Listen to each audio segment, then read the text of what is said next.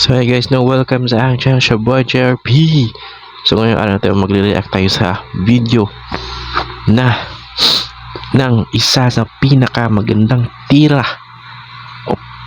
o pinamagandang C-shot ni Efren Bata Reyes. Isa ito sa mga hinahangaan natin lahat, no? Efren Reyes tsaka Pacquiao, yan. Sobrang humble, sobrang ang galing, champions. So ito ang highlights ni Efren, no? So ang video ito ay 1995. So nakita ko kanina. So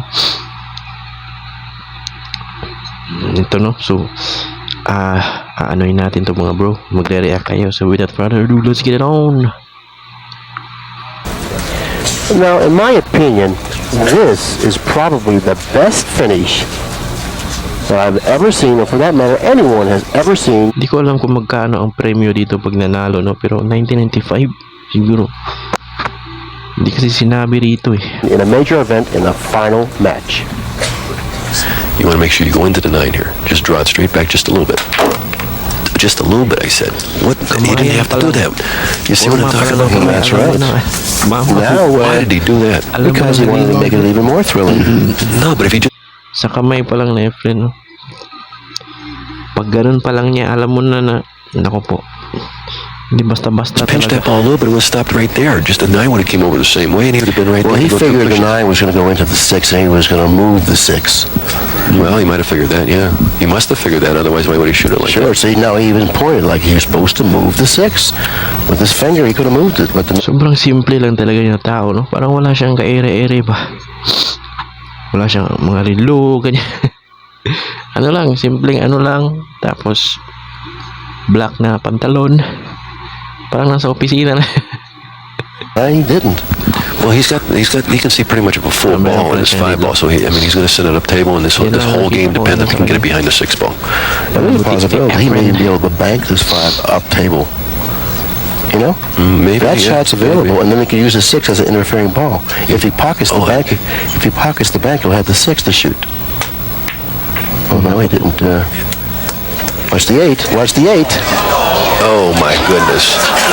Dito na parang na biktima si Efren sa sarili niyang strategy. Kasi isi-safe niya yung Villamano dito eh. Pero hindi niya na shoot yung isa. So tira pa rin niya. So parang fail yun sa sarili niya, no? Kasi para sa kalaban sana niya to eh, pero napunta sa kanya kasi na-shoot yung isang bola. Ito. Oh my goodness! Yan, kalabo niya nakaganyan, no? Papasalamat sa Diyos. Oh boy! Now, the position Strickland should have been in, Reyes is in that position. But he's in a worse position, Bill. He can't even go to the left-hand cushion because there's no access to the 5 on this side. Papakamot na lang si Efren dito, no? Hindi niya na biktima siya ng sarili niyang no? The 7 is an interfering ball. Yeah, He goes to the left. He precludes him from kicking in that fashion. He can't go to the right because there's no cushion there. He's in big trouble. He's in big trouble here. The short cushion is the only cushion he can go to. Oh, what a bad roll! Horrible roll. Horrible roll. Horrible. He might be able to go back and forth here. That's what he's looking at. I don't like that because you're going to leave a shot. Yeah, you're not going to get movement from the 5 ball if you're able to contact it. And it looks like the short cushion is the only cushion he can go to. Behind the 6. You know, he kicks balls. You know, he could nip the 5. In other words, go into the left hand Pamabandahin mo ng 2 beses yung bola tapos cushion, just missing the 7 ball, nipping the 5, and coming 3 cushions back down table. I think Did he win twice? I don't like this shot because you don't get no movement, like you said, and you might miss this ball.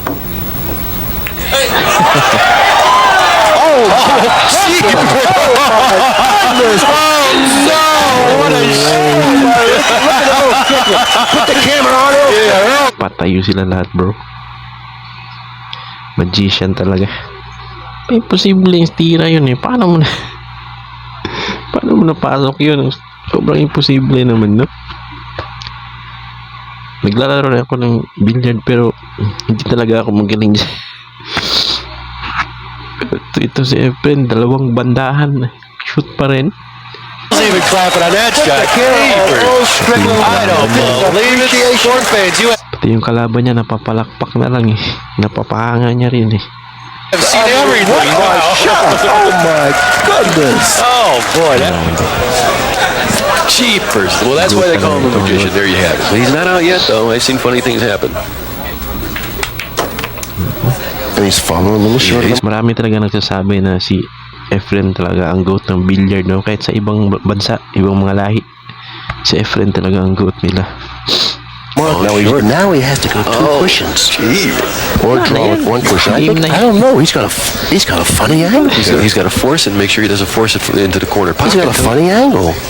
Oh, the suspense is still there. Yeah. Na-shoot nga yung I pinakamahirap. tell you what, Yan this pa is the kaya, rack that we wanted to see. We got everything we wanted. And He's more. drawing one cushion. And more. Right selection here. I think this is perfect. He's That's there. it. He's home. He's home. What a finish. What a final, What huh? a finish. Just, couldn't get no better, man. Nobody asked me to do this. What a finish. Grabe. Kung mapagawa mo yan sa opponent mo, no? Sumurrender sa iyo. Snake hands ka tapos tinaas pa ang kamay mo. Grabe respeto yan, bro. Commend Earl for his sportsmanship there. I mean, he really was happy for Reyes in the regard that he made a terrific. So yun lang mga bro, no?